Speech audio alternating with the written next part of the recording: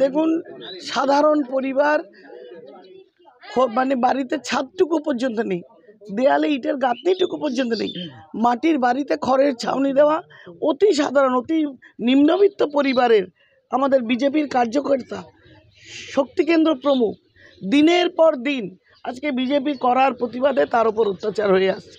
2021-এর post pole ভায়োলেন্সে ওকে এখান থেকে মেরে তাড়িয়ে দেওয়া হয়েছিল। 4 মাস বাইরে ছিল। আমাদের যখন হাইকোর্টে অর্ডার এলো ও তারপরে বাড়ি ঢুকেছে।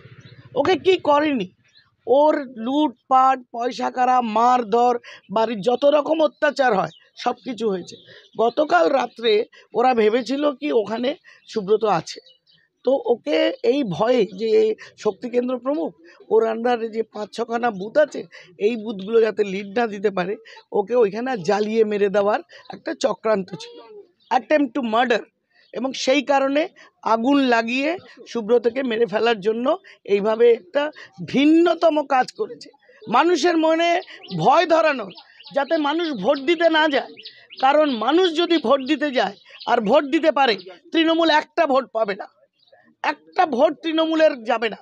সমস্ত ভোট মানুষ মুখিয়ে আছে অত্যাচারের প্রতিবাদ। ভোট দেওয়াটা আজকে প্রতিবাদ শুধু নয়, এতদিন ধরে যা ঘটেছে তাদের ওপর তার প্রতিশোধ।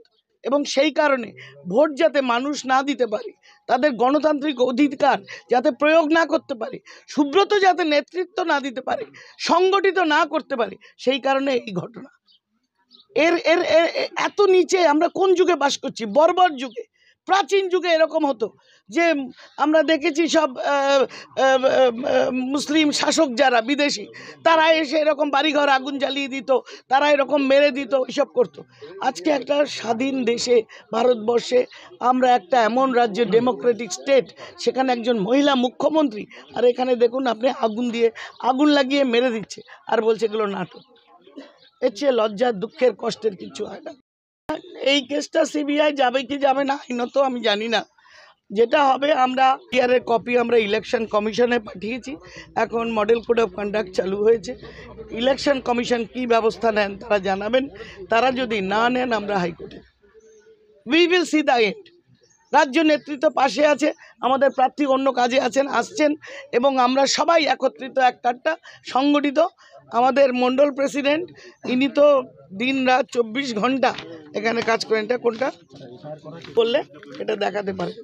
আমরা এফআইআর করেছি, কপি ইলেকশন কমিশনে পাঠিয়েছি এবং কারা কারা দোষী তাদের নামও দেখতে পাচ্ছেন।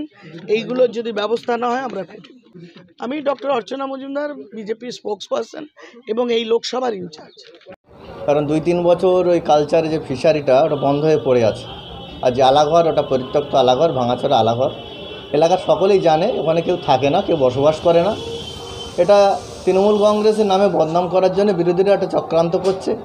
কারণ বসিরহাট লোকসভা কেন্দ্রের তৃণমূল কংগ্রেস প্রার্থী হাজি নুরুল ইসলাম ব্যাপক ভোটে জিতবে, আর সন্দেশখালীতে তৃণমূল কংগ্রেস প্রার্থী বিপুল ভোটে তিনি লিড পাবেন।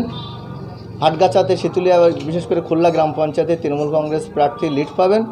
সুতরাং এলাকায় একটা নতুন করে চক্রান্ত এবং তৃণমূল কংগ্রেসকে বদনাম করার উদ্দেশ্যে এগুলো বিরোধীরা করছে। আমার নাম সত্যজ্যোতি সান্যাল, খুলনা অঞ্চল তৃণমূল কংগ্রেসের অঞ্চল সভাপতি।